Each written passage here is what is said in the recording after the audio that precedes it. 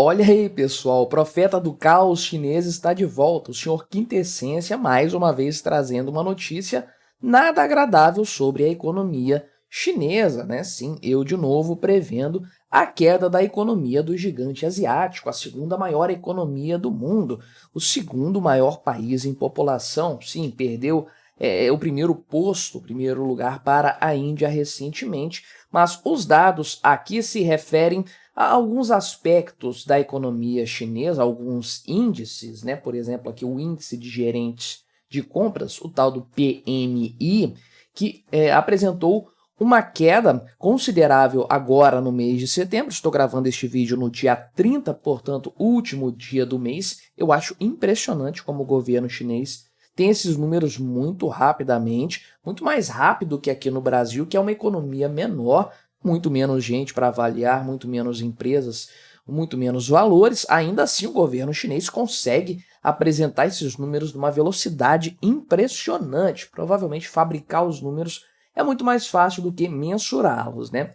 Mas enfim, é a minha opinião a esse respeito, a respeito da veracidade desses números, mas ainda assim eles nos indicam que algo está muito errado na economia chinesa, e por mais que o governo lance pacote em cima de pacote de estímulo a essa economia que é praticamente um zumbi neste momento, parece que não é suficiente para o tamanho do buraco em que o comunismo meteu a China. Vamos analisar esses índices referentes ao mês de setembro, porque tem coisa pior do que isso aqui, especialmente em relação à atividade industrial, que é o grande trunfo falido, é claro, do governo chinês para o crescimento sonhado de 5% do PIB do país neste ano. Mas antes, não se esqueça de se inscrever aqui no meu canal, se você ainda não for inscrito, e se você quiser colaborar financeiramente aqui com este meu modesto trabalho, você pode se tornar membro patrocinador do meu canal, com valores a partir de R$ 1,99 por mês. Você me ajuda bastante dessa forma, pode ter certeza disso. Pois bem, né? Temos aqui a avaliação desse índice de gerente de compras, que ele basicamente é um indicador feito ali com vários outros indicadores menores, uns subíndices que são mensurados, cada um tem o seu peso ali e forma esse índice de forma geral aí, né? Então, isso leva em consideração tanto os serviços quanto a indústria. Esse índice geral estava no mês de agosto, aí é no acumulado de 12 meses, uma janela de 12 meses. Ele estava em 51,2. Isso aqui não é por cento, não é valores, é apenas uma unidade, né? O que eles chamam de... esqueci qual que é o nome que dá quando não tem, né, não é acompanhado de nenhuma unidade específica ali, não tem uma letra do lado, é só o número, né, que aparece. É um indicador, simples assim. E ele caiu de 51,2 para 50,3, uma queda considerável, sem dúvidas. Agora, o que isso aqui representa, né?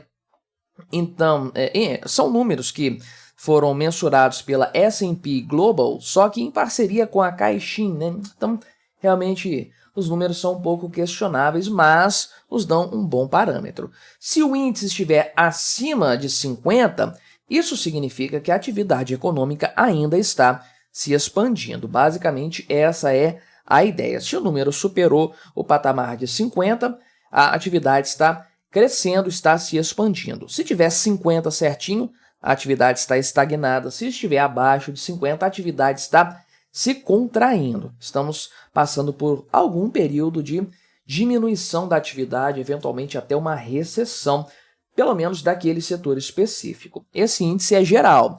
Então, na média geral, a atividade econômica chinesa ainda está crescendo na comparação aí de agosto para setembro. Só que olha o quanto que esse índice estava maior um mês atrás. Estamos falando, portanto, de um crescimento que está perdendo o seu ímpeto. E um crescimento que perde o seu ímpeto é o primeiro passo para um decréscimo, para uma estagnação, eventualmente, no meio do caminho, mas para uma inevitável queda na economia de forma geral, uma vez que esse é o índice geral, né? O índice de serviços, lembrando aqui, é serviço e indústria. Então, o subíndice de serviço caiu de 51,6 no mês de agosto para 50,3, despencou, basicamente, né? E esse resultado ficou abaixo da expectativa do mercado. Já se esperava que esse índice cairia um pouco, ou seja, o crescimento da atividade econômica dos serviços na China seria mais lento, só que a queda foi substancial e foi agressiva, eu diria, né? Um negócio assustador para a economia chinesa, sem dúvidas. E eu não sei aonde que esses analistas estão com a cabeça, se eles estão olhando o mesmo país que nós estamos olhando aqui no canal com frequência, porque realmente não é possível. Agora, o PMI para indústria, né, ou seja, o índice de gerentes de compras da indústria, que estava em 50,4 em agosto, já num patamar não muito satisfatório, caiu para 49,3 agora em setembro. Ou seja, não apenas a queda foi substancial, como isso posicionou o índice abaixo dos 50, ou seja, já houve uma contração na atividade industrial chinesa entre agosto e setembro, um resultado muito perigoso, portanto, porque demonstra um encolhimento daquele que, conforme eu falei no início deste vídeo, é o setor que representa a grande aposta do governo chinês para o crescimento da economia. O setor imobiliário já está todo ferrado há algum tempo e o governo não quer se comprometer tanto assim com essa área, embora pacotes de estímulo tenham sido lançados também tendo o objetivo de fazer com que o setor imobiliário não desabe por completo. Difícil, eu diria até pouco provável, né, que isso resolva alguma coisa, mas o governo segue tentando. Agora, a aposta real é na indústria para tirar o peso dessa área que já está falida, que é o setor imobiliário, e migrar para a produção de carros, de eletrodomésticos, de outros itens aí. Primeiro, o foco foi na exportação, então o governo da China começou a fazer aquela pressão camarada nas empresas industriais para que o nível de exportação crescesse de forma substancial. E sim, praticamente todo mundo sentiu uma inundação de itens industrializados chineses com preço muito acessível, o que indicava que as indústrias estavam sendo subsidiadas pelo governo chinês. E sim, isso num primeiro momento apresenta um crescimento do PIB, mas depois, como isso é insustentável, essa situação não se mantém por muito tempo. É basicamente o que aconteceu no setor imobiliário, sendo replicado de formas um pouco diferenciadas, mas a ideia geral a mesma, no setor industrial, né, de forma abrangente. E aí você tem um problema lá dos carros elétricos chineses estacionados, encalhados, melhor dizendo, nos portos da Europa, porque não há demanda para isso fora da China. Tem produto demais para pouca demanda. Então o governo chinês decidiu se voltar para a demanda interna. Que demanda interna não tem, o chinês não quer comprar absolutamente nada. É um beco sem saída no fim das contas. E aqui, nesses dados, nesse número, nós já vemos que realmente a atividade industrial está em contração. Também esse cenário aqui decepcionou o pessoal da área econômica, os especialistas em economia chinesa, que projetavam um resultado menor do que o de agosto, sim, mas ainda no cenário positivo de 50,2, ou seja, tanto os serviços quanto a indústria vieram muito piores do que o mercado imaginava. Parece que ninguém abriu os olhos para a realidade da China. Todo mundo espera algum milagre, alguma pílula mágica que vai resolver, algum pacote de incentivo que vai salvar a economia chinesa.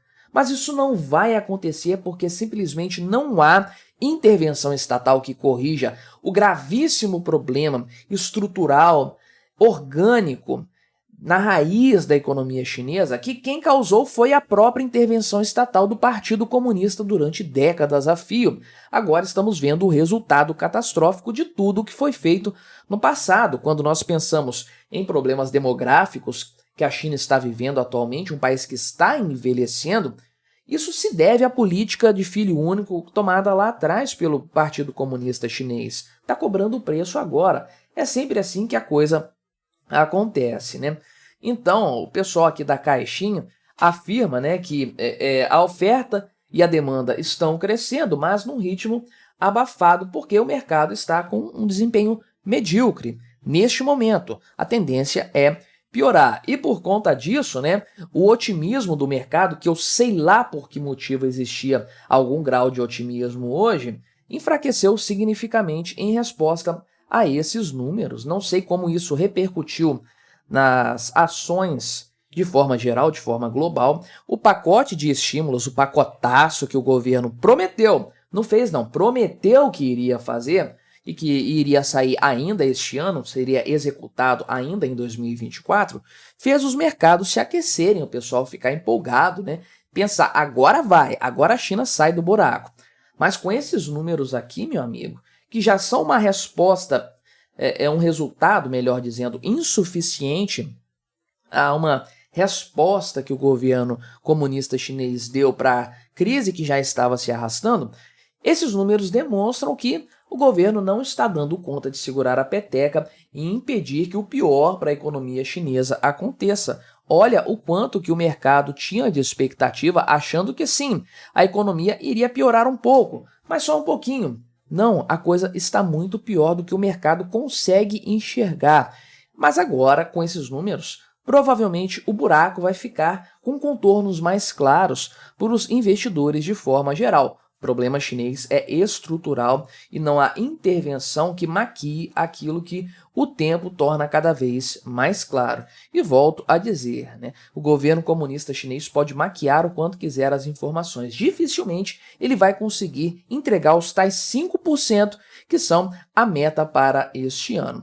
Vamos continuar acompanhando as notícias da China por aqui, com certeza. E se você quiser assistir a outro vídeo em que eu faço uma análise de outros problemas econômicos da China, basta você clicar aqui do lado neste vídeo que eu vou deixar recomendado aqui para você se manter neste tema. Não se esqueça de se inscrever no meu canal se você ainda não for inscrito e até a próxima.